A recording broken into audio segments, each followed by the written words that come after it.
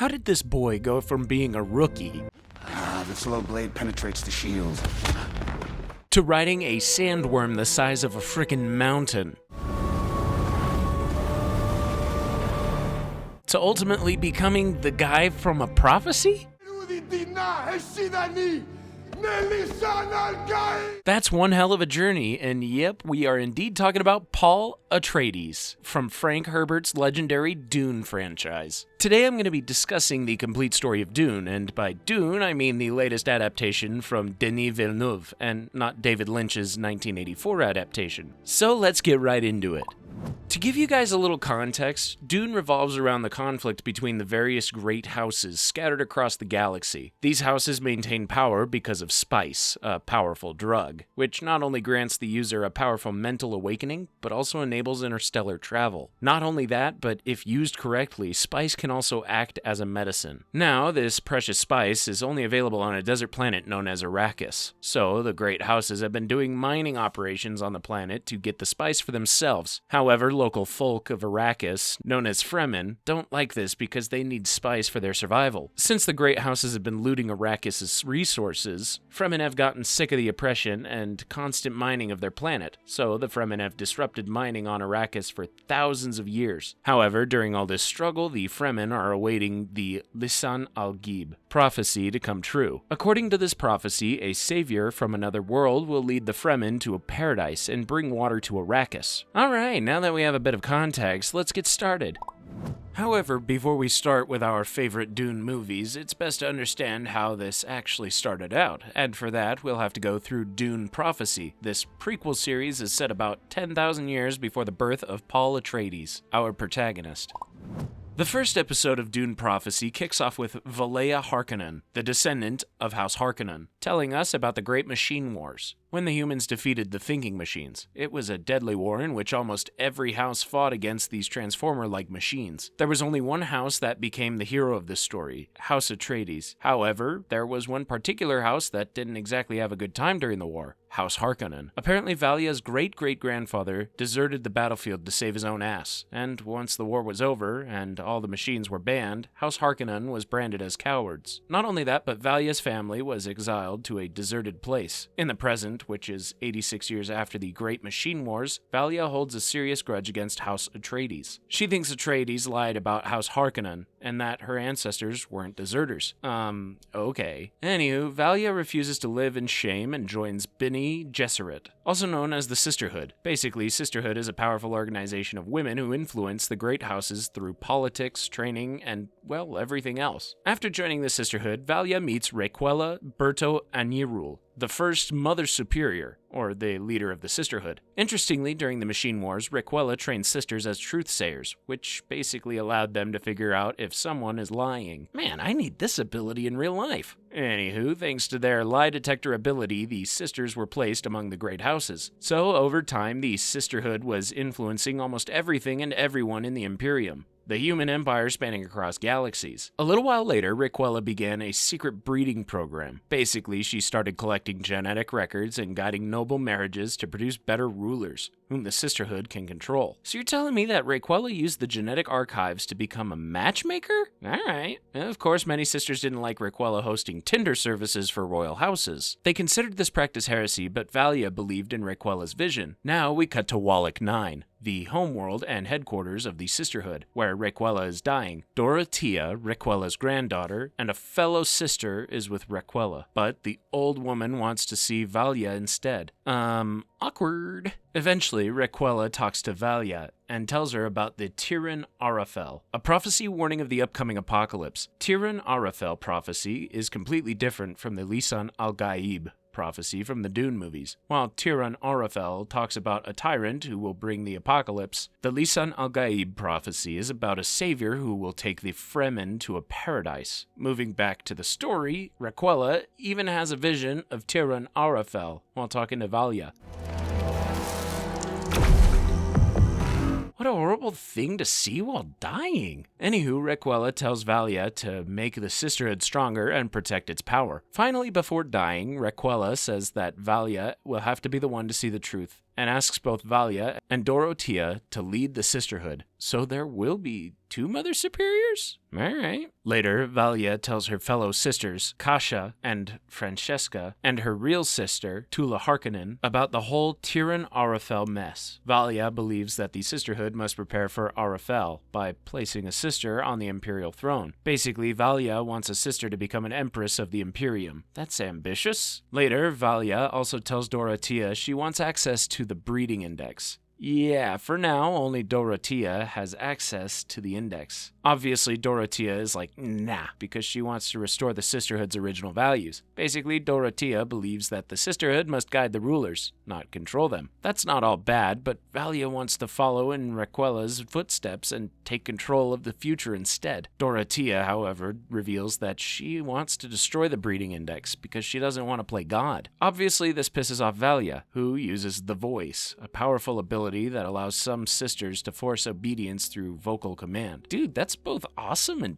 scary. Using the voice, Valia forces Dorothea to stab herself in the throat. Holy fuck! Once Dorothea is dead, Valia takes the breeding index and gets all set to execute her control the future plan. Now, the story jumps forward 30 years, basically 116 years after the Machine Wars and exactly 10,148 years before Paul Atreides comes to the picture. Valia, who's now the Mother Superior, reviews requests from the Great Houses. However, she rejects the request from House Harkonnen for a truthsayer.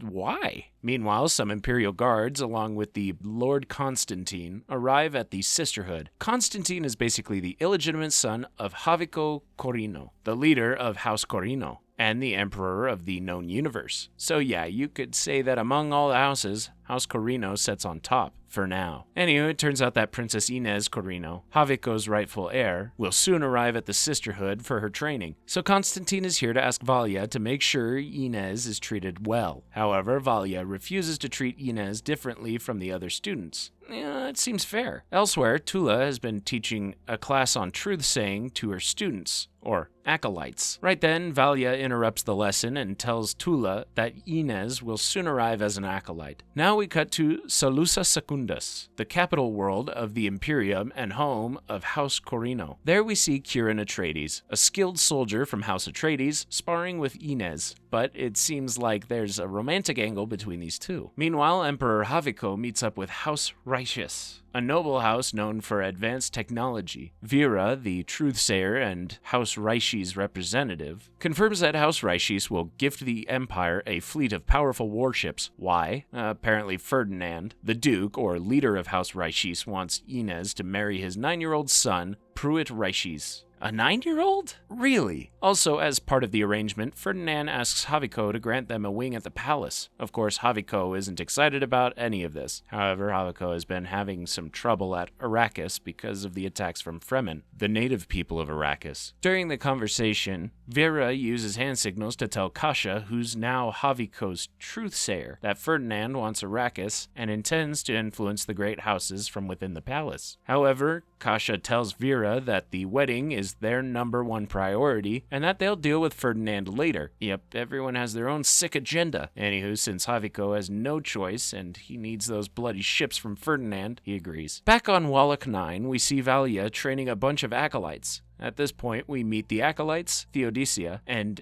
Emmeline, who are doing pretty well at the training. We also meet Jen, yet another acolyte who's unimpressed by Valia's training. In that moment, Jen reveals that her parents sold her as a child, so she murdered not only the man who brought her here, but also her parents. Honestly, that explains Jen's rebellious attitude. Now we cut back to Inez, who's with Natalia Arat Carino, the Empress, and Inez's mother. Natalia prepares Inez for her engagement with Pruitt, but she doesn't like this one bit. In fact, Natalia also hates the Sisterhood from the core of her heart. Elsewhere, Javico and Kasia meet Desmond Hart, a decorated soldier who apparently everyone believes died on Arrakis during an attack from the rebels. Wait, hold on a second, that's Ragnar Lothbrok from the Viking show. He stumbled into the wrong show. Anywho, Desmond tells the Emperor that the attacks on the spice operations were not carried out by Fremen tribes. Shockingly, these attacks are being orchestrated by some rebels from within the Imperium. At the same time, Kasia starts to see visions that show Inez in danger.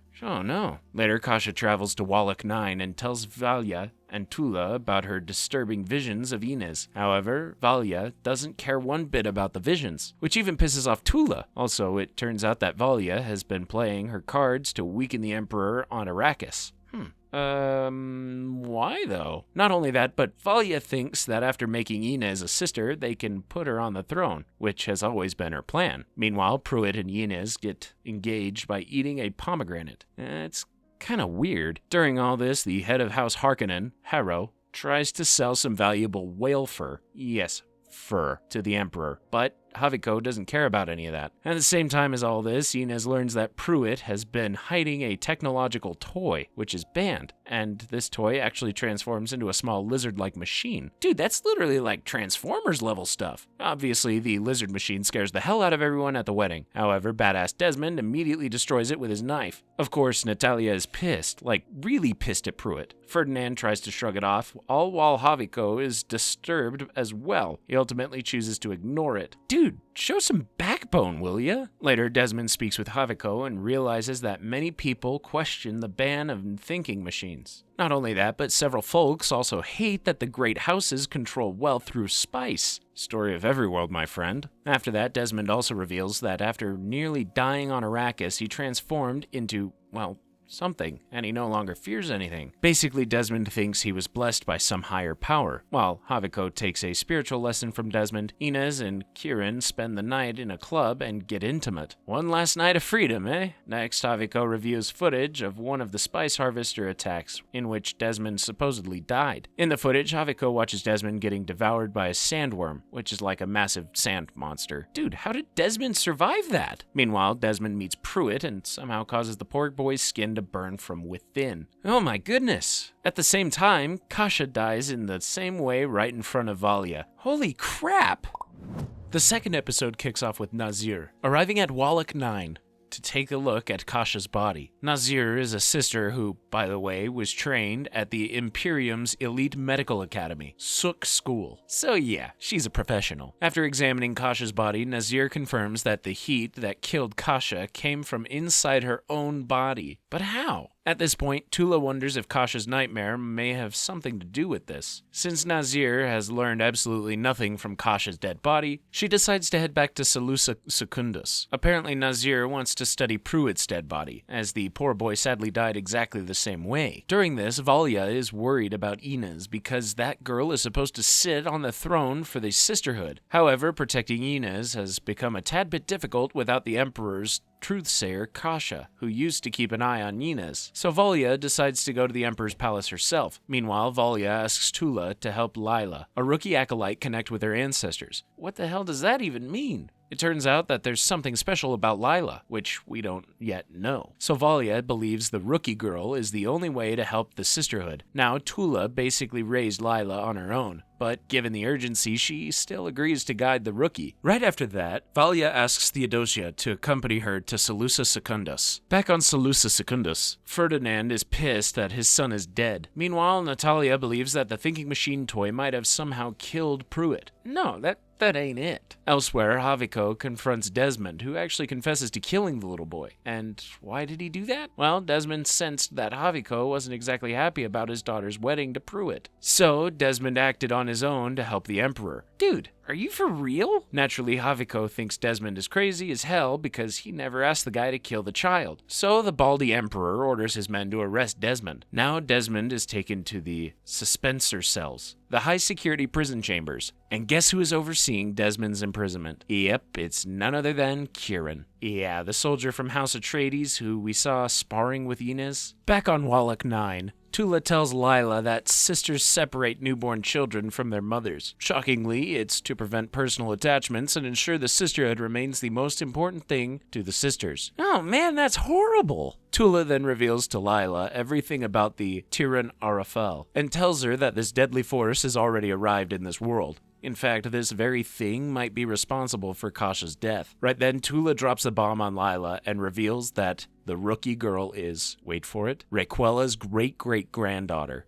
Ooh! and that is why Tula wants Lila to unlock her genetic memory and reach out to Raquella for some freaking answers. To contact Raquella, though, Lila must survive the agony, the Sisterhood's dangerous ritual for awakening ancestral memory. Sounds risky. Elsewhere, we meet Pruitt's older sister, Shannon, who is having a rather steamy night with Constantine. Shannon reveals to Constantine that her father, Ferdinand, isn't interested in the throne. No? That's great. Instead, Ferdinand is interested in Arrakis and the spice. Everyone's after the spice these days. Meanwhile, Haviko tells Natalia that Desmond killed Pruitt. The Baldy Emperor also reveals to Natalia that Desmond got some sort of strange powers after getting swallowed by a sandworm. So Natalia tells Haviko that they can use Desmond because the guy is still loyal to the Emperor. Later, Avila, a senior sister, finds Tula preparing Rosek poison, the substance that will be used in the agony ritual. At this point, Avila realizes that one of the acolytes is about to go through this deadly process. Now we cut to Valia, who tells Theodosia to get close to Inez once they reach Seleucus Secundus. After reaching the palace, Valia reveals to Haviko and Natalia that Kasha died the same way as Pruitt. So yeah, they both were killed by the same person. After hearing all this, Haviko agrees to let Valia interrogate Desmond. You better have some answers, Desmond. During the interrogation, Desmond reveals to Valia that killing Pruitt was nothing but justice because the boy had that forbidden thinking machine. Really, dude? Desmond also says that he killed Kasha because she was corrupt and unworthy of standing beside Haviko. Not only that, but Desmond also says that even Valia is corrupted. You know, that's spot on. Desmond then explains that Shai Hulud, that's the Fremen name for the giant sandworms of Arrakis, pulled out one of his eyes and granted him the ability to see truths others simply can't. Despite all of this, Desmond is still loyal to the Imperium.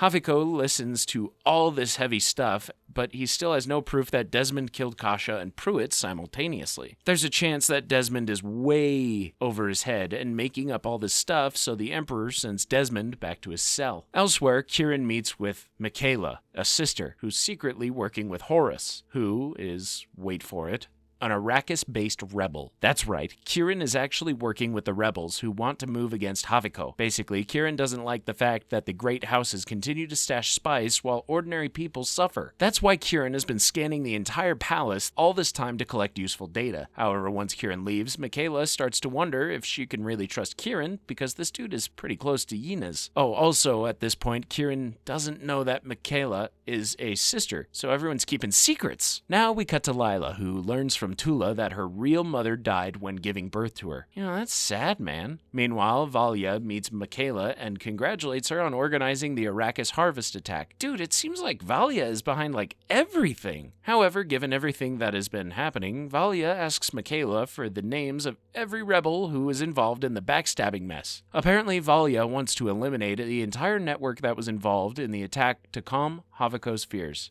And well, Michaela reveals that Kieran, an Atreides, is one of their spies. Uh-oh. Around the same time, Natalia visits Desmond and asks him to help them against Ferdinand. Apparently, Ferdinand is so pissed about his son's death that he wants to take back his fleet and seize Arrakis. And since Desmond is such a helpful guy, he agrees to lend a hand. Back on Wallach 9, Tula finally begins Lila's agony and places Rosek poison into the rookie's eye. Oh, jeez, that must be painful. Now, Lila starts to see a vision of a mysterious woman who's clearly Raquella. Back in the real world, though, Lila screams and then starts to speak in Raquella's voice. Basically, it's Raquella speaking through Lila. Surprisingly, Raquella reveals that the key to the upcoming disaster is someone born twice, once in blood and once in spice. What does that mean? Raquella also mentions some kind of weapon forged by war. Naturally, Tula is scared to her bones and asks how they can stop this threat, but Lila begins screaming again. Oh, come on. Now inside the vision, Lila meets Dorothea. Yep, that's Raquella's granddaughter and the same lady who Valia killed. In an instant, Dorothea shows Lila how Valia killed her using the voice. Meanwhile, back in the real world, Dorothea speaks through Lila and trash talks Tula and Valia, who's not even on the scene, for stealing her future. Now, to take her revenge, Dorothea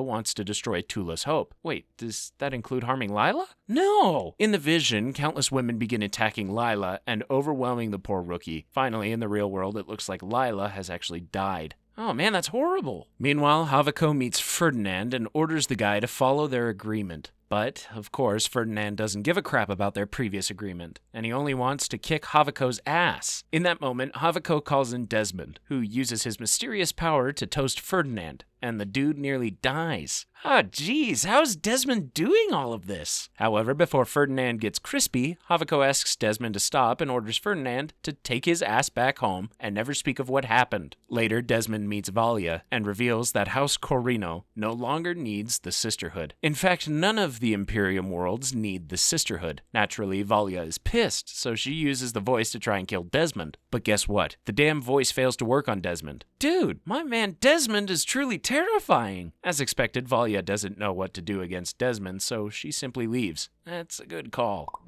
The third episode kicks off with Valia and Theodosia getting the hell out of the Imperial Palace after being barred. Now we see a flashback when Valia was still with her family on Lankaval, the harsh frozen homeworld of House Harkonnen. There we meet Sonya, Valia and Tula's mother, who isn't happy that Valia has brought poor quality meat for the meal. We also meet Griffin, Valia's sweet brother, and her father, Virgil, who actually seems very kind. Finally, there's Evgeny, Valia's uncle, who's only interested in eating the food instead of talking or listening. During the meal, Griffin reveals that he's traveling to Zemia, a political world where people gather to trade. Griffin says that Lansrod, the political assembly of the great houses, accepted the petition of House Harkonnen for some trade deal. Yeah, that sounds pretty good. Evgeny is happy about this supposed trade deal, and if that comes to pass, Evgeny wants to rub this success in Vorian Atreides' face. Apparently, Vorian is a famous Atreides war hero from the Machine Wars, and he's the one who branded the Harkonnens cowards. Oh. Interestingly though, Vorian is in the capital, and Valia wants Griffin to use his opportunity to speak with Vorian. Valia thinks that if Vorian corrects the false history, House Harkonnen's reputation would be restored. Apparently, Valia thinks that her great-grandfather, Abulard Harkonnen, was a damn hero and not a coward. He didn't flee the battlefield. Instead, Abulard tried to stop a genocide. Wait, genocide? What are you talking about? Sadly, though, Sonya doesn't like Valia's rebellious attitude. Griffin, on the other hand, agrees to confront Vorian for Valia. Aww. Sometime later, we see that sweet Griffin is dead.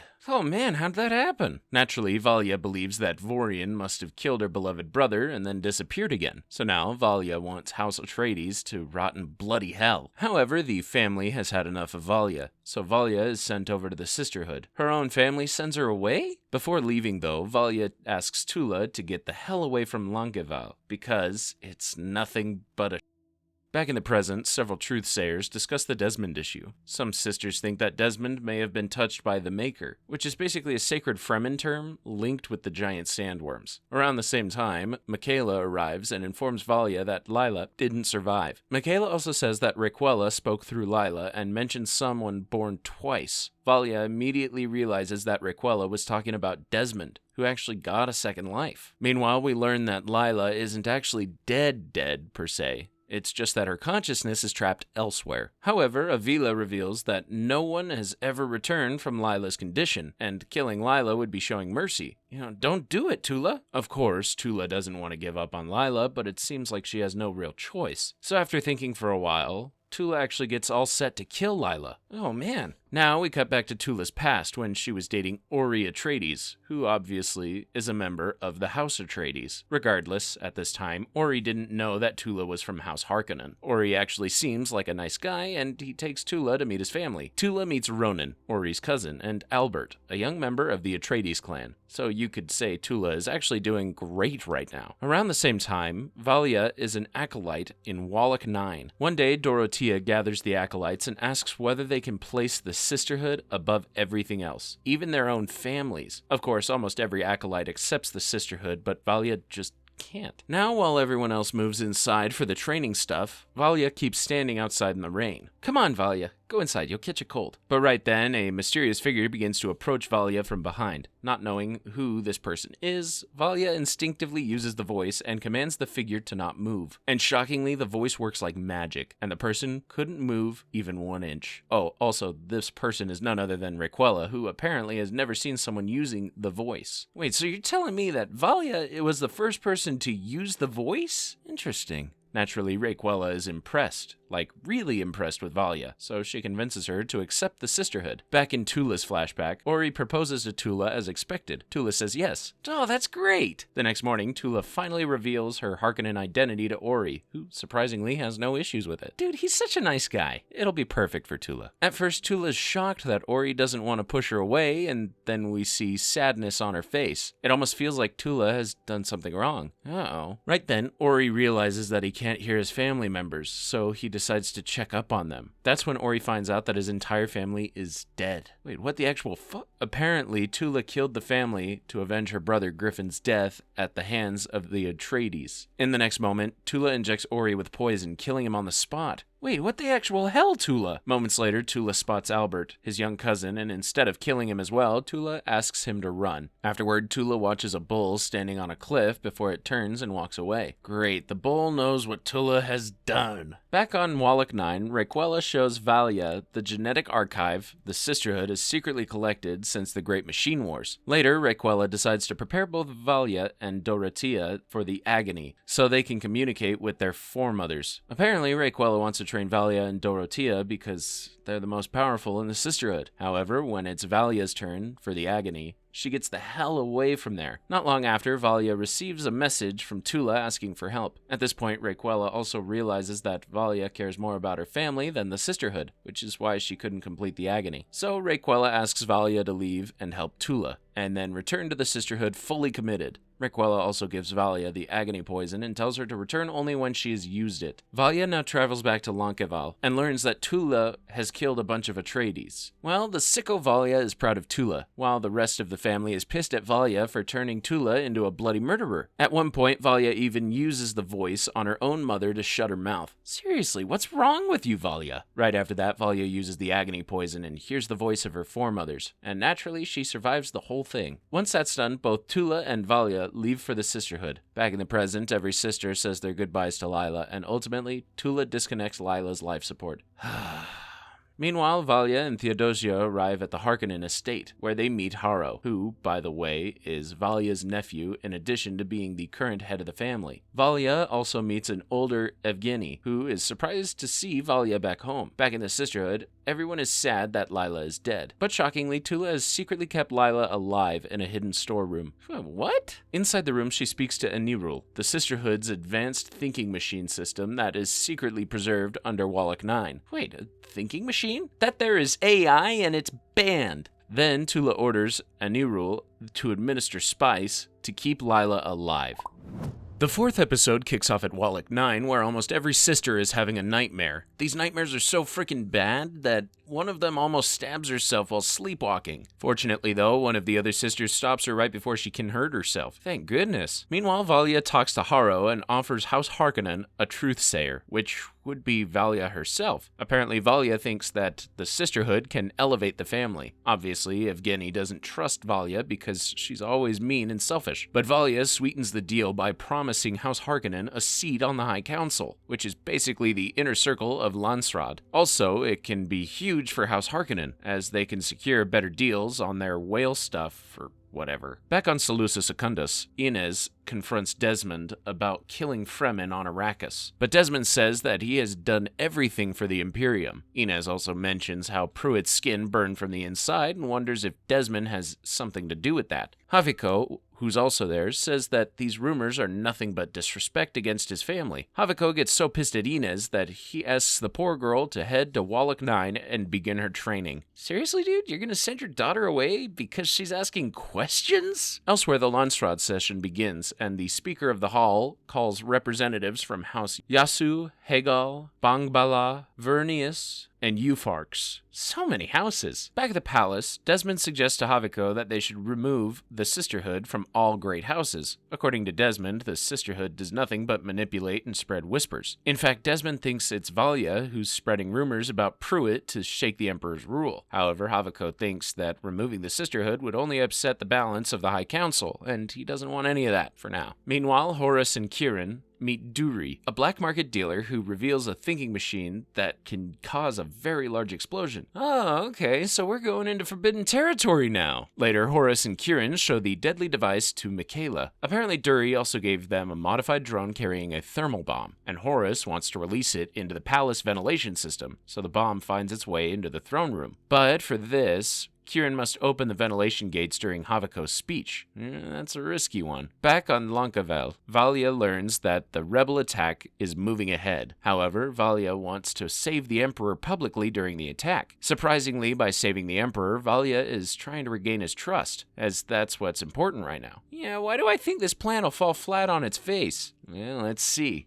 Also, once Valia is done with her fake-ass heroic act, she'll expose Kieran as a traitor. Before that, however, Valia wants to give House Harkonnen a seat in the High Council. Back in the Landstrat Assembly, the Sisterhood's truthsayers begin to spread mistrust against the Emperor using Pruitt's death. And eventually, we learn that the Great Houses might launch a formal investigation into the Emperor for Pruitt's death. But if Haviko comes clean, the heads of everyone who accused the Emperor might land on a spike. Yep, that could be a problem. Now, the Assembly starts to wonder which House leader is expendable enough to take such a risk by accusing the Emperor. Yep, that's none other than House Harkonnen. Yep, that's some great manipulation from the Truthsayers. Soon after, Lord Hegel and Trojan, the representative of House Bangbala, meet Harrow to offer him a seat at the High Council. Naturally, Harrow is over the moon, but then Hegel and Trojan say, wait, there's one condition though. Then Hegel and Trojan reveal that Harrow must lead the investigation into Pruitt's death. It basically means that Harrow should be the one making the accusation against the Emperor.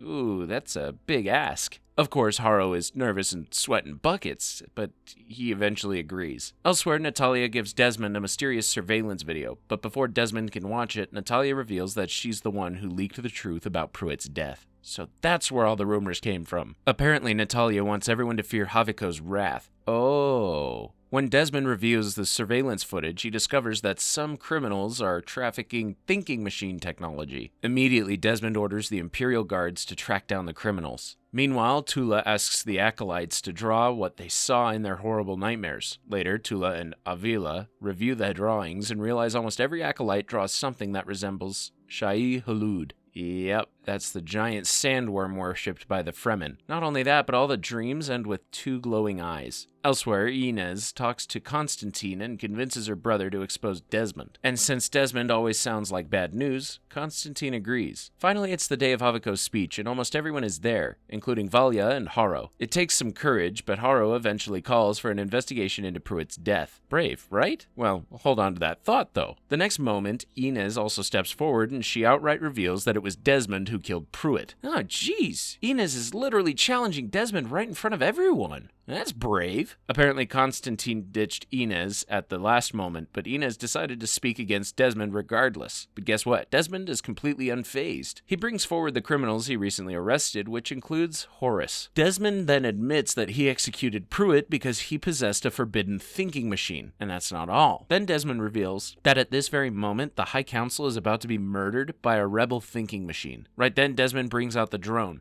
Yep, the same one that Horace and Kieran were about to use during the speech, and crushes it. Dude, how did he find out? Even Valia is shocked and confused about how to handle the situation. Desmond declares that predators are hiding among them, and that the Imperium needs a strong-headed leader willing to eliminate them. That is obviously Haviko. Then, in front of everyone, Desmond uses his power to burn Lord Hegel, because he was plotting against Haviko and the captured criminals alive. Jeez, Desmond is basically an assassin for Haviko at this point. At that moment, Desmond experiences a vision of Shai Hulud rising up and swallowing him. Dude literally starts bleeding and collapses from the vision. Eventually, he gets back up and moves right past Valia. Back on Lankaval, Valia reveals to Theodosia that she has collected a sample of Desmond's blood from when he passed out. Now she wants to send the sample to Tula for analysis using the breeding index. Basically, Valia wants to trace Desmond's lineage, and she finally has the tool for it. That's smart. Later, Haviko finds Desmond, who is in great pain and has scars on his back. Apparently, every time Desmond uses his power, he gets hurt. Oh, damn. Cut to Wallach 9, where Tula finds out that Lila's body is missing. But before Tula can panic, she sees Lila walking toward her. Oh, no way, she's back! Elsewhere, Valia confronts Evgeny, who just keeps on trash-talking to Valia. However, Evgeny is real sick, and he needs his medication to stay alive. But shockingly, the sicko Valia doesn't let Evgeny reach his medicine. And, well, it doesn't take long for Evgeny to collapse and die. Valia, you're just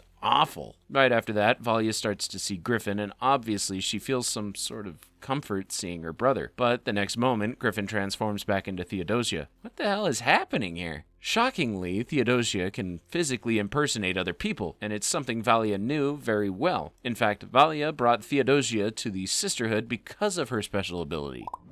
The 5th episode kicks off with Haviko forming a new elite military regiment and naming Desmond his new Bashar, the highest military commander in the Imperium. Haviko then tasks Desmond to deal with whoever commits treason against the Imperium. That's a promotion for Desmond. Later, Desmond suggests that Haviko keep the fleet orbiting Salusa Secundus as a display of strength. In the next moment, Francesca, yes, one of Valia's closest allies in the Sisterhood, who's also Constantine's mother, arrives on the scene quite unexpectedly. Natalia isn't happy seeing Francesca because Haviko clearly hasn't gotten over her. That's right, dude's in love. However, Francesca explains that she isn't there for Sisterhood business. In fact, she's there to see her son. Meanwhile, Constantine apologizes to Inez for not supporting her. Constantine reveals that Haviko seemed proud of him for once, so he didn't want to butcher that. Clearly, Inez is pissed, so Constantine promises that he won't let her down again. I don't know how, but for some reason I doubt that. Back on Wallach 9, almost every sister continues to see the nightmares except for Jen. Realizing that Jen might be somewhat special, Tula takes her to meet Lila. Naturally, Jen is shocked to see Lila, who's just screaming uncontrollably. I'd be upset too. Tula explains that one of Lila's ancestors is causing the disturbance. Yeah, it's clearly Dorothea, who's messing with Rookie. Eventually, Jen helps Lila calm down. Tula tells Jen to stay beside Lila while she handles the other responsibilities. Elsewhere, Francesca meets Constantine and reveals that she came after receiving his message. However, Constantine is like, what message? Constantine, on the other hand, assumed Francesca had come because of Kasha's death. However, Francesca reveals that she didn't even know Kasha had died. Okay, what the hell is going on here? I need some answers. Back on Salusa Secundus, Haro talks to Desmond and apologizes for being stupid enough to follow Valia. Desmond asks Haro to find some proof that Valia has been orchestrating attacks on the spice shipment in Arrakis. Right then, Haro says to Desmond that the black market in Zemia might lead him to the rebels. Before Desmond leaves, he gives Haro a strange device, and when Haro opens the device, it reveals a glowing sphere. Now, what is that? Meanwhile, Francesca meets with Valia, who, by the way, sent that false letter from Constantine to summon Francesca. Valia didn't call Francesca directly because she feared their conversation might be monitored. Smart. Now, Valia reveals that she wants Francesca to lead Haviko towards the Sisterhood while Valia keeps Desmond busy elsewhere. Not only that, but Valia wants Francesca to convince Haviko to send his heirs to Wallach 9. There's more, though, as Valia also plans on getting Constantine appointed as the commander of Haviko's fleet. Valia is cooking up so many plans, my goodness! Elsewhere, Desmond recruits Kieran out of all people to help hunt the rebels. Desmond, you really don't have to look that far to find a rebel. Afterward, Kieran rushes to warn Michaela, who surprisingly has no plans of running away like a coward. Instead, this badass rebel is carrying several bombs hidden in her bag, so if Desmond arrives, she plans to give him quite a welcome. Back in Wallach 9, something strange happens. Out of nowhere, Raquella takes control of Lila's body. Tula and Jen realize what's happening, and Raquella quickly analyzes the result from Kasha's brain tissue. Shockingly, Raquella links Kasha's injuries all the way back to the Machine Wars, and requests a fresh sample of the brain tissue. Meanwhile, Valia speaks with Haro, who shockingly led Desmond to the rebels at Valia's order. I knew it! Haro was lying to Desmond before about betraying Valia. Valia also confirms to Theodosia that she intends to use Francesca's connection to Haviko for their benefit. Soon after, Francesca meets with Haviko and tries to persuade him to give Constantine a leadership role. However, the love-struck emperor is more interested in kissing Francesca, so she simply walks away. Good call. Back on Wallach 9, Raquella finally reveals to Jen, Tula, and Avila that the nightmares and mysterious deaths are because of a genetically engineered airborne RNA retrovirus. The virus is a bioweapon that targets the fear centers of the brain and eventually kills its host. Avila is shocked, not only because Raquella is speaking through Lila, but because Lila is alive. However, Tula asks Avila to keep her mouth shut because they need answers, and only Raquella can give them those. Meanwhile, Michaela and Kieran successfully set up the bombs, but as soon as they finish, Desmond arrives on the scene with his cocky guards. Now, Michaela talks to Desmond while Kieran quickly hides. Clearly, Desmond wants Michaela to lead him to the rebels, but Michaela ain't too interested in all of that. During the conversation, Desmond secretly presses a hidden button under the bar, which opens up the way upstairs. The guards quickly head upstairs where they find Kieran. Now, while Kieran fights the guards upstairs, Desmond finds large amounts of hidden spice downstairs. The next moment, Kieran activates the detonators and fights his way out. Michaela also joins the battle and decides to kick some ass after all. During the chaos, Desmond discovers Michaela's Sisterhood clothing and realizes she's one of them. Uh-oh. At that very moment, the explosives detonate, but unfortunately for Michaela and Kieran, Desmond activates his shield and survives. Oh, come on! This guy has way too many cheat codes! Kieran and Michaela also survive the blast, but up until this point, Kieran didn't know that Michaela is a sister. So naturally, Kieran gets pissed at Michaela for keeping this a secret and walks away. Later, Michaela reports to Valia that Desmond has survived, and she orders Michaela to reach a safe house on Arrakis. Meanwhile, Constantine discovers a strange device which reveals schematics of the royal palace. Ah, dang it, this is bad news for Kieran. Obviously, Constantine quickly realizes that this device belongs to Kieran, and he gets the poor guy arrested. Afterward, Haviko hosts a formal dinner and announces that Constantine has found a traitor. Inez is also stunned after learning that the traitor is none other than Kieran. Anywho, Haviko is so damn pleased with Constantine that he names him the commander of the fleet. Moving on from that, Inez visits Kieran in prison and asks the guy if their love was real. Kieran says of course it was, but he would, wouldn't he? Honestly, at this point, Inez is already doubting her father and Desmond, so she asks Kieran whether he truly believes he can create a better Imperium, and he says yes. Back on Wallach 9, Lila awakens as herself again and is happy that Raquella was able to help her fellow sisters. Meanwhile, Tula receives Desmond's blood sample and uses a neural to analyze it. A little while later, a neural completes the analysis and reveals that Desmond possesses both Atreides and, wait for it, Harkonnen blood. At the palace, while Francesca is intimate with Haviko, Desmond is with Natalia, and they both start to take a great liking for each other. At that moment, Desmond tells Natalia that the woman who gave birth to him was a sister. What the hell? Desmond also reveals that his mother abandoned him among scavengers, forcing him to fight for survival. Now, Natalia kisses Desmond and promises to get rid of the Sisterhood and the Imperium together. Oh, holy crap, dude, my brain's about to explode with all these different twists!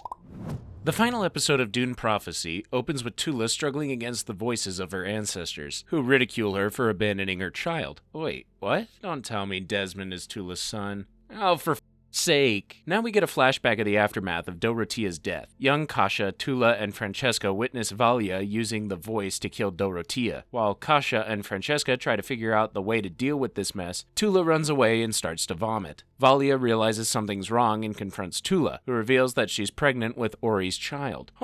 Obviously, Tula wants to keep the child, but the Sisterhood separates mothers from their children. However, Valia promises to help Tula once she becomes the Mother Superior. Back in the present, Tula and Nazir, the Suk-trained doctor, continue investigating the virus. After some efforts, Nazir realizes that the virus feeds on fear, creating a chain reaction that causes the body to attack itself. Basically, this virus is a bioweapon. Nazir also reveals that it's unlikely that Desmond created the virus. In fact, there's a chance that Desmond is the first victim of the virus. Uh-oh, that's bad. Of course, Tula wants to save Desmond, and Nazir reveals that they can create a cure. How? By transmuting the virus the same way that Raquella transmitted Rossack poison during the agony. Basically, Nazir wants to alter the molecules of the virus to create the cure. Tula guides Nazir through the process, which requires Nazir to alter the virus using her mind. You know, that's some advanced science, man. Nazir isolates the virus and begins transmutation, but it just keeps adapting. And after a while, Nazir suddenly sees visions of a monstrous figure and terrifying eyes. Nazir suddenly panics because whatever she's facing isn't human. Then Nazir's skin begins burning from within, and she dies right in front of Tula. Oh my goodness, that looks so damn painful. Elsewhere, Inez tries to free Kieran, but unfortunately, Natalia catches her in the act. Damn it. The poor girl pleads with her mother to let Kieran leave, but Natalia, well,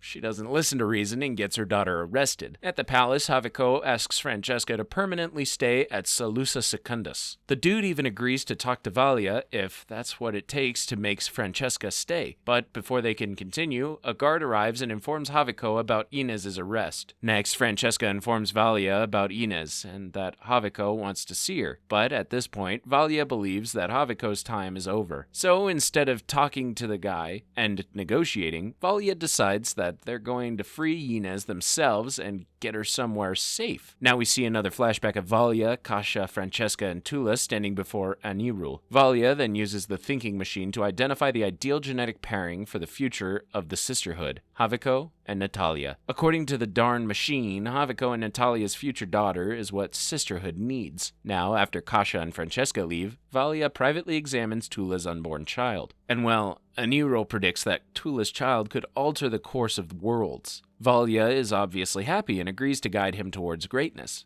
To be honest, Desmond turned out to be great. Dangerous. Back in the present, Anirul suggests to Tula that the only way to stop the virus is to kill Desmond. Clearly, Tula doesn't agree with that plan, and she decides to meet Desmond herself. Back in the storeroom, Lila suddenly awakens and notices Jen breathing deeply. Right then, out of bloody nowhere, Lila injects Jen with a sedative. Oh, jeez! Meanwhile, Haviko confronts Desmond about Inez's arrest, and Desmond reveals that it's Natalia's call. Haviko is clearly frustrated, so he announces that Natalia is being sent on some sort of marketing tour to strengthen Imperial alliances. However, Desmond realizes the cheeky Emperor simply wants to spend more time with Francesca, and Desmond hates that because Francesca is a sister. Desmond even tells Haviko that one of the sisters, Michaela, was a part of the assassination plot. However, Haviko is blinded by love and wants nothing more than to be with Francesca. And if that means bringing the Sisterhood back to the palace, Haviko is ready to do that as well. Desmond realizes Haviko plans to bring back the Sisterhood, so he makes some very angry faces. On Wallach 9, Jen finally wakes up and warns her fellow Sisterhood acolyte,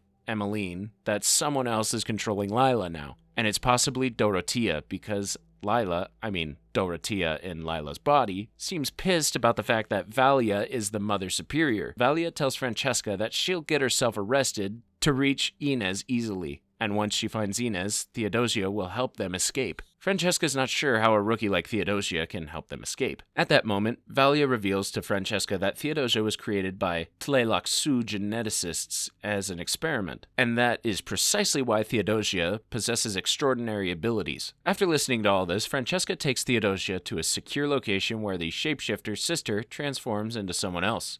Who could it be? At the same time, Natalia and Desmond confront Haviko for being such an asshole. They don't kill him or anything like that. In fact, Natalia explains that Haviko can continue wearing the crown, but it's her council that will guide the Imperium from now on. Right then, a guard tells Haviko that Valia has arrived. She, by the way, is sitting on his throne with her main character energy. Valia tells Haviko that he is simply a pawn and that she always intended for Inez to sit on the throne. As expected, Haviko decides that he has had enough and gets Valia arrested. Meanwhile, Emmeline and Jen follow Dorothea, who leads them to a hidden mass grave of her murdered followers. Now in a flashback, we see that after Dorothea's death, Valia used the voice on each and every one of Dorothea's followers to kill themselves as well. Yeah, I hate Valia more than ever now. Even Kasha, Francesca, and Tula take part in that massacre. Only one of Dorothea's followers survived after pledging loyalty to Valia, and that follower was Avila. Back in the present, Haviko visits Francesca and reveals that Valia told him everything. Right then, Francesca takes out the poison needle and shows it to Haviko. Francesca reveals that Valia wanted her to use the needle on Haviko, but clearly she doesn't intend to do that. It's clear that Francesca also loves Haviko and doesn't want to kill the father of her son.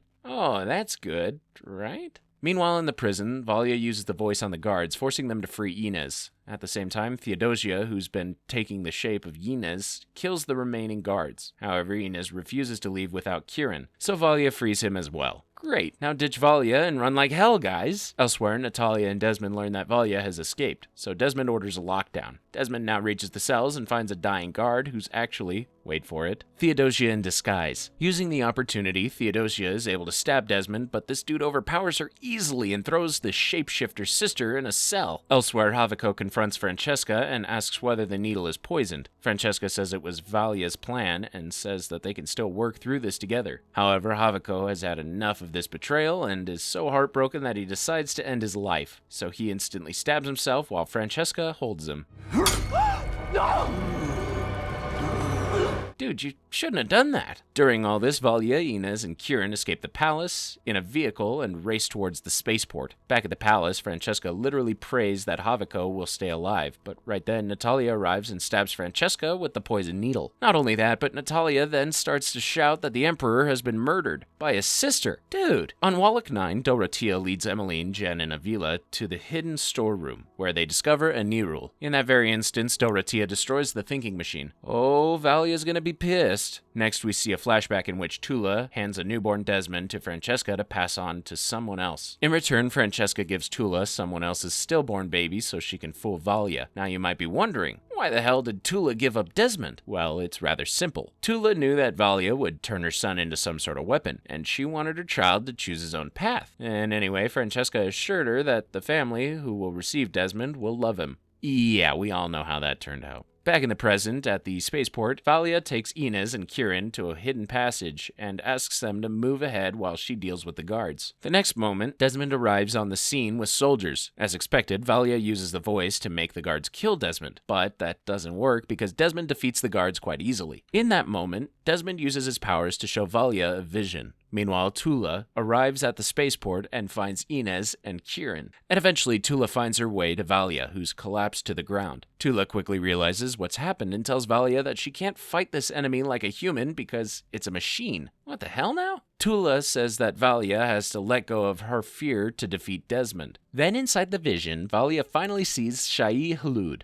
Yep, the giant sandworm that swallowed Desmond. But in the next moment, Valia sees a thinking machine inject something into Desmond's eye. However, Valia couldn't see the face of the person who was using this thinking machine. Valia then wakes up and tells Tula that someone used a thinking machine to implant this virus into Desmond. So basically, Desmond was turned into a weapon, and his eye is the source of the infection. Finally, we know what happened to Desmond! But hey, how did Desmond survive the sandworm? Did he actually get swallowed, or was he saved by some people who experimented on him, or I guess we have to wait for the second season to get the answers. Anywho, Valia now grabs the knife to kill Desmond, but Tula uses the voice to stop her. Dude, Tula really used the voice on her sister? Then Tula reveals to Valia that Desmond is her son. Of course, Valia didn't know about any of what happened and feels betrayed. Tula says she wanted her son to have a better future, not the one Valia wanted for him. That is why she handed him over to someone else. Listening to all this, Valia leaves Tula to do whatever she wants with Desmond. Finally, Tula meets Desmond, who lets the woman embrace him for a moment, but in the next moment, Desmond orders the guards to arrest Tula. Valia, Inez, and Kieran, on the other hand, arrive in Arrakis, where Valia tells Inez that the path to the true enemy begins there. Alright, now that we have experienced Dune prophecy, let's move over to the movies and experience the brilliance of Paul Atreides.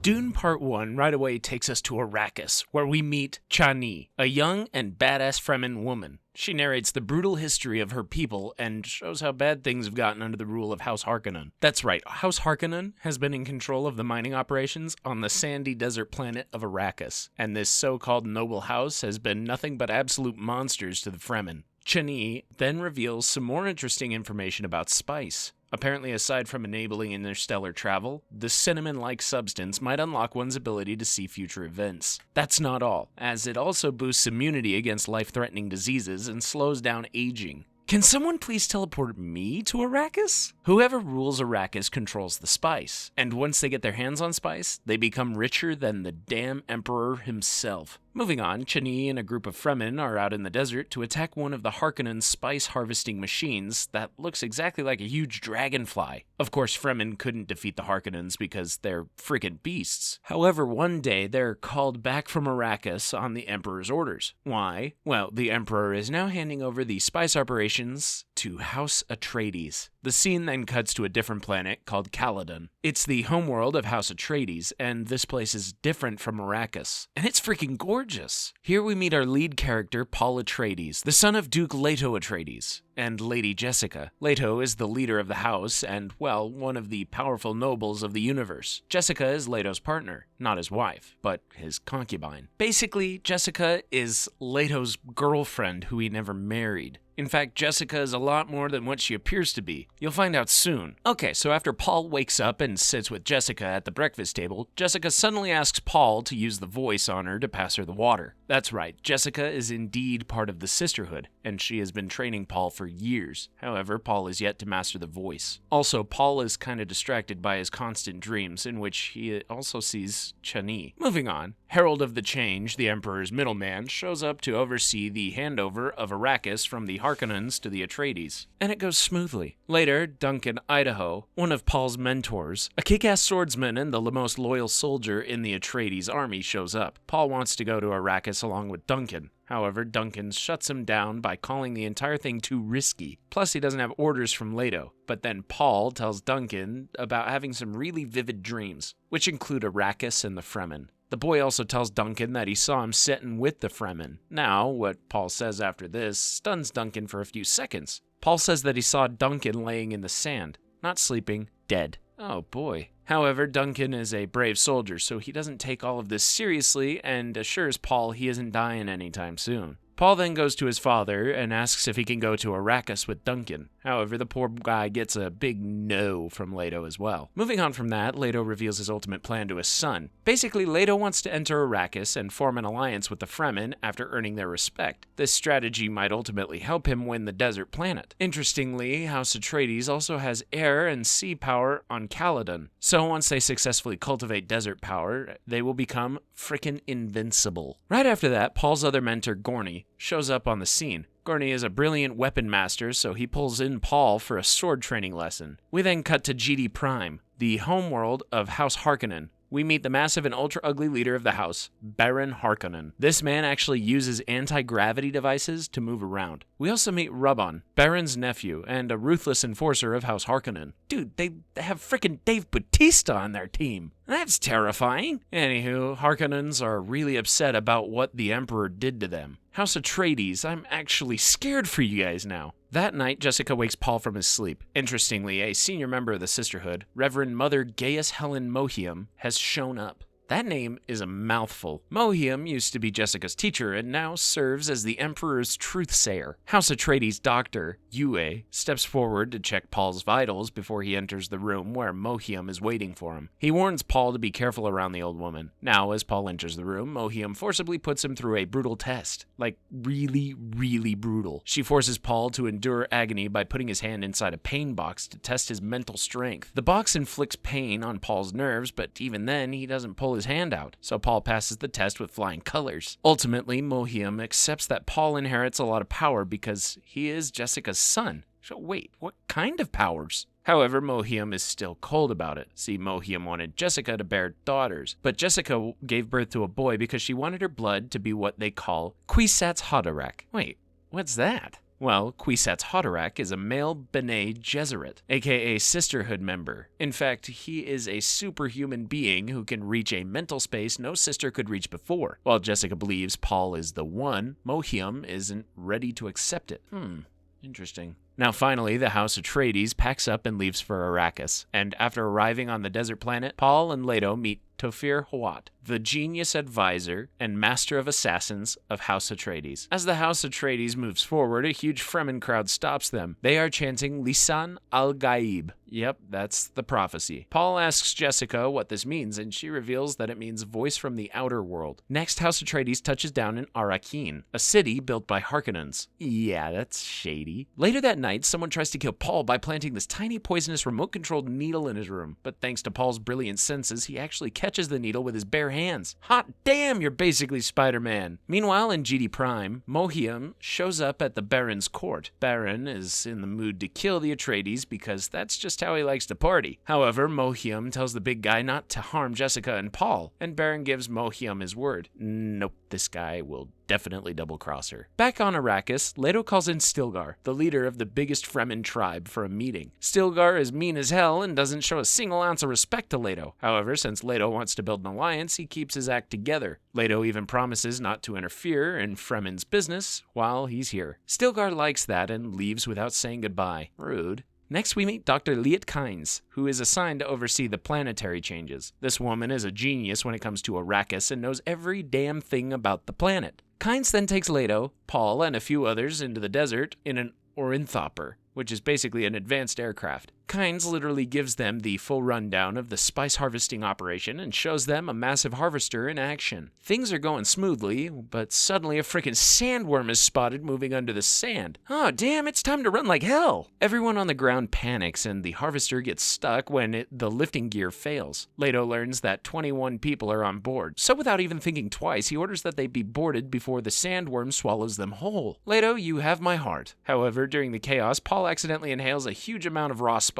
Right then, he gets visions so intense that he barely manages to stand. Talk about bad timing, right? However, before the sandworm can eat Paul, Gorny drags the boy back to the ornithopter. Jeez, I'm never going to Arrakis now. Back in Arrakeen, Paul tells Jessica about his dreams and visions, which are getting more intense with each passing day. Previously, he saw Chani, but the recent dream is confusing as hell. This time there was blood and a blade, and Paul also saw Jessica carrying a child in her womb.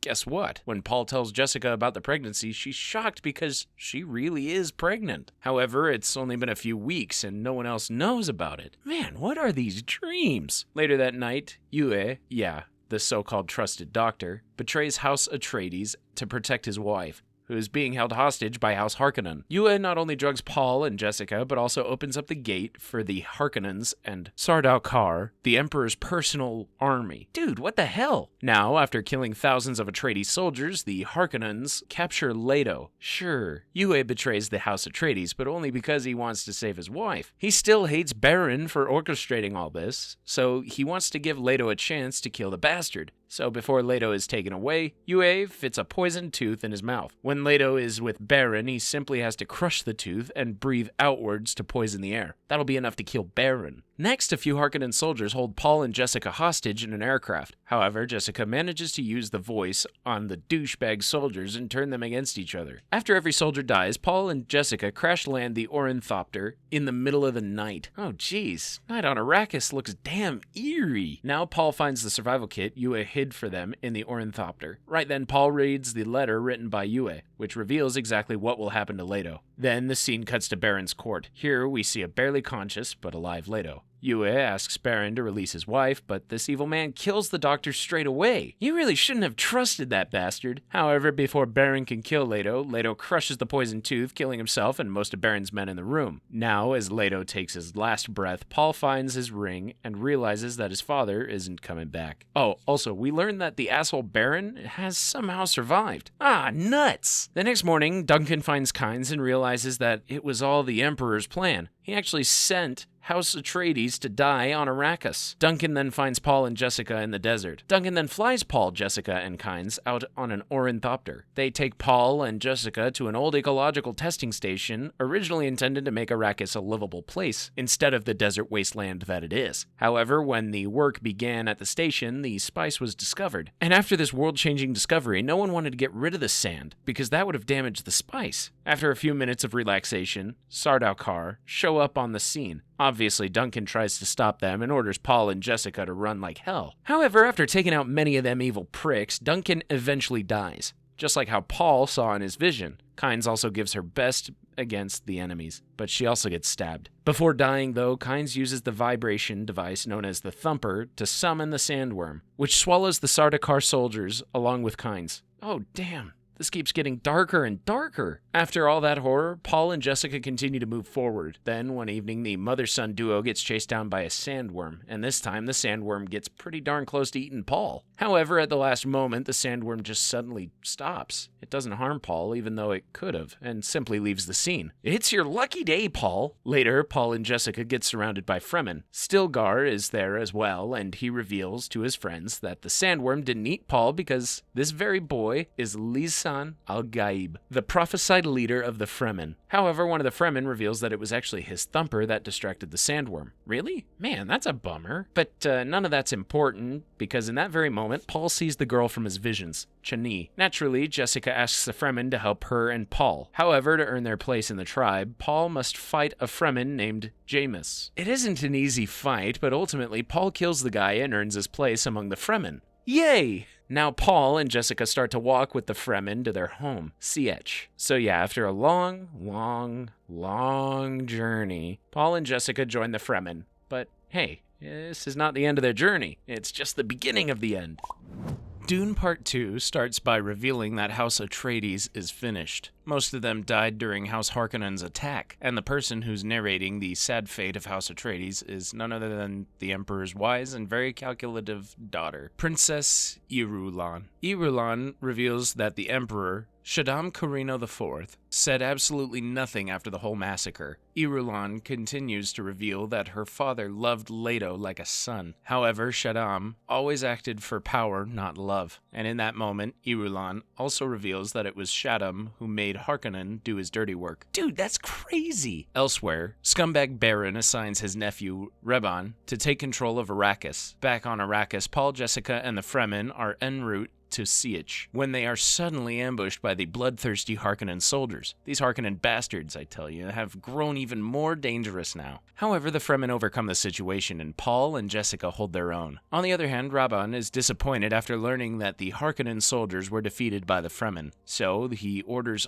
that all the Fremen be killed. This guy's a maniac. Now for walking for goodness knows how long, Paul and the gang finally reach Sietch.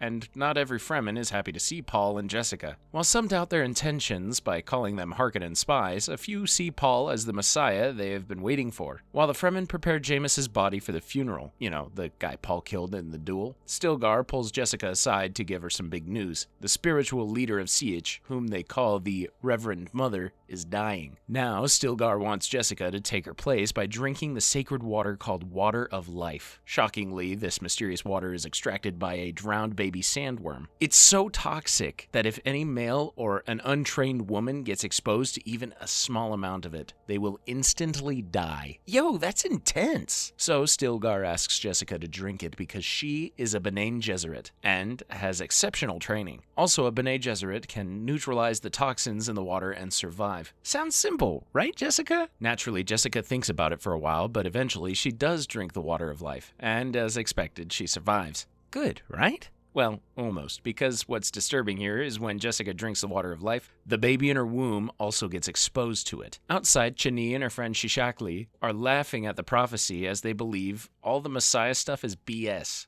Paul steps in after listening to all this drama and says that he isn't here to lead. He just wants to fight beside the Fremen. Later, Jessica reveals that thanks to the Water of Life, her unborn daughter has been speaking to her. And that's kind of weird. Then Jessica reveals that Paul must also drink of the Water of Life to become the guy from the prophecy. But of course, Paul ain't interested in all this prophecy crap. Later, Paul throws himself completely into Fremen life, saying he wants to learn their ways, their language, and every darn thing that makes Fremen who they are. Well, without wasting much time, Stilgar begins Paul's training and asks the boy to cross the desert without attracting worms. Chani follows Paul and helps him move across the sand. The way our boy looks at Chani, it's love, my friends. Moving on from that, Paul earns the respect and trust of the Fremen by leading raids on Harkonnen spice harvesters. After a while, the Fremen give our boy a new name, Paul Muad'Dib Usul. And hey, this isn't just some random name. It has a deeper meaning. Basically, Muad'Dib is a desert mouse that survives everything the desert throws at it. And Usul is a term used exclusively within the Fremen tribe. It means the strength at the base of a pillar. Anywho, now that Paul is truly one of the Fremen, he and Chani fall for each other. Finally. However, Paul's training ain't over yet, as there's one final test that remains. Ride the sandworm. Apparently that's what every Fremen can do, so Paul must learn this as well. And guess what? Paul totally kills it in the test, as well as rides the Godzilla-like sandworm like a Giga Chad. Later, Jessica decides to leave for the south because the Fremen in the north already believe in the prophecy. So now, Jessica will travel to the south to unite the other Fremen tribes and spread the prophecy even further. Basically, Jessica wants to build a strong support base for Paul across Arrakis. Also, Jessica continues to have these spiritual conversations with her unborn daughter. Jessica asks Paul to come to the south with them, as that's what his sister wants. However, Paul has no plan to go south for all this prophecy stuff, so eventually Jessica leaves while Paul stays behind with Chani. Moving on, the Fremen explode one of the spice depots at Arrakeen, the capital city of the Imperium on Arrakis. Obviously, Rabban is pissed, so he orders his army to kill Muad'Dib at any cost. However, at this time, Rabban doesn't have any clue as to who this Muad'Dib guy is. Yeah, you're in for a big surprise, buddy. In this clash, several Harkonnen soldiers die, and a few Fremen die as well. However, what's important is that Paul is doing everything to avenge his father's death, and he's pissing off Rabban and Beren in the most satisfying way. Now we cut to Catain, which has now become the capital city of the House Corrino. And what happened to Salusa Secundus, you ask? Well, that place from Dune Prophecy has now become the prison and training ground for the Sardaukar. Great, right?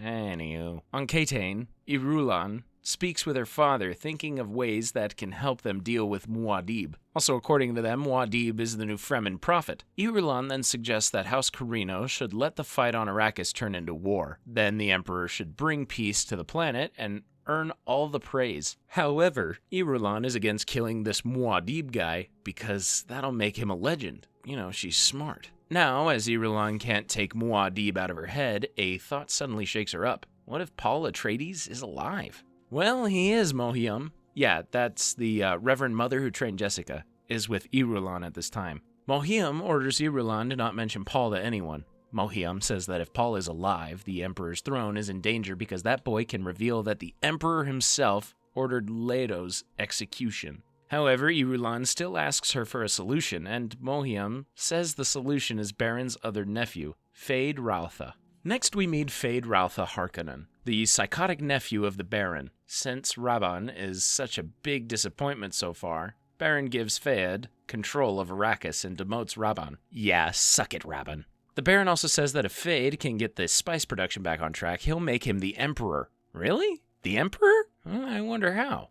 It's simple, really. All the Baron has to do is spread the news that the Emperor was behind the fall of House Atreides. This'll turn all the great houses against the old scumbag, and once Shaddam is kicked off the throne, Beren will make sure that Feyd inherits it. As Feyd becomes the leading man of Arrakis, Mohiam comes up with a plan. The old lady sends a crucial member of the Bene Gesserit, Lady Margot Fanring, to seduce Feyd. Why? Because she wants Margot to bear Feyd's child so that she can control him. This Mohiam lady is the queen of dirty tricks. On the other hand, Paul gets one big happy surprise. The boy learns that, wait for it, Gorny is alive. Woohoo! After a heartfelt reunion, Gorny reveals that he survived the Battle of Arrakeen and has been hiding with spice smugglers ever since. Gorny then encourages Paul to use the Fremen army to avenge his father and the House Atreides. Basically, Gorny wants Paul to go to the south as well to expand his army and spread his word, of course. However, Paul says, nah, and reveals that if he goes to the south, many people will die because of him. That's what the visions tell him anyway. Later, Gorny takes Paul, Stilgar, and Chani to the place where House Atreides hid their weapons. Yo, that's so friggin' amazing! Right after that, Feyd's army attacks the Siege, injuring many Fremen,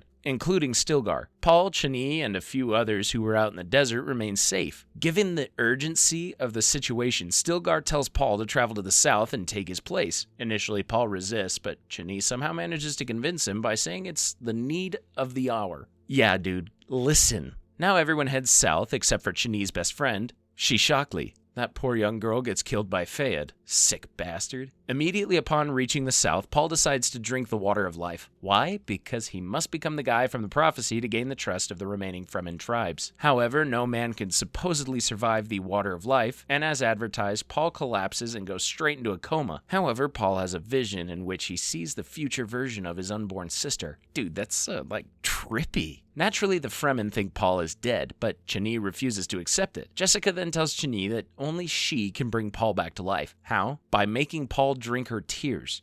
Wait, what? Obviously, Chani is not about to do that, but Jessica uses the voice on her. Chani mixes her teardrop with the water of life and drips it into Paul's mouth. Apparently, Chani's secret Fremen name is Desert Spring. And according to the prophecy, the Desert Spring tears will bring Lisan al-Gaib back to life.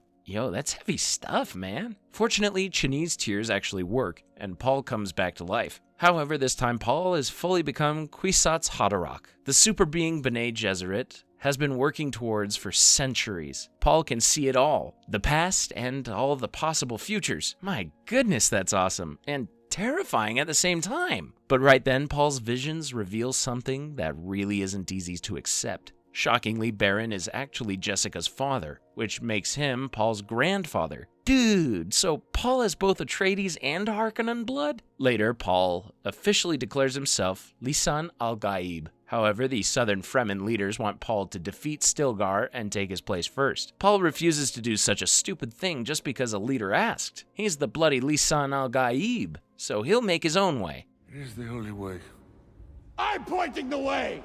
Of course, every Fremen is over the moon right now, but Chani's heart just sinks. That's because Paul becoming the godlike figure is exactly what she was afraid of since the start. According to Chani, the figure from the prophecy is no savior. He's just a tool to manipulate her people, and now Paul has become that very tool. Later, the word of Lisan al-Gaib reaches the Emperor, and Irulan becomes sure that Paul Atreides is alive. Arrakis is out of the Emperor's control right now, so having no other option, the Emperor travels there himself. You know what? It's about time, stupid asshole. Princess Irulan, Reverend Mother Mohiam, and the Sardaukar army accompany the old guy. The Emperor then directly confronts Baron about what he's been doing all these days. Basically, the Emperor ridicules Baron for not being able to kill Muad'Dib yet. Outside, Paul's forces surround the Emperor's staging ground. The Sardaukar soldiers are extraordinary, but this time they don't stand a chance against the Fremen forces. Paul enters the throne room and kills the Baron like he's nothing but an inflated balloon. Serves him right. Next, Paul comes face to face with the Emperor and decides to claim the throne by offering to marry Irulan. Dude, what about Chani? In that moment, Paul even warns the Emperor that if the great houses attack the Fremen altogether, Paul will destroy all the spice fields. Yo, that's bold. At one moment, Mohiam tries to shout at Paul, but the boy uses the voice to shut her up. Regardless, the Emperor refuses to surrender so easily. In fact, the Emperor reveals that he killed Leto because he always followed his heart. And according to this old jerk, people who follow their heart are weak. You know, that's stupid. After that, the Emperor chooses Fayed as his champion to fight against Paul. So what? Fayed and Paul exchange solid blows, but in the end, Paul wins while the Psycho Harkonnen dies right on the spot. Good riddance. However, just when Paul heads towards the Emperor to kill him, Irulan intervenes. She stops Paul from killing her father by saying that she will marry him. This way, the throne will clearly go to Paul. Dude, I feel so bad for Chani. Now, as the Emperor bows down before Paul, Chani leaves the scene on a sandworm. Oh man, this has been one heck of a ride. Now I can't wait to see what Paul does with all the power and influence in part 3. Alright guys, that's it for today's video, and time for me to wait for the release of the third Dune film. Meanwhile, you can check out some other amazing videos on the channel. So please, like, subscribe, comment, do all those other awesome things you people do, and I will see you next time.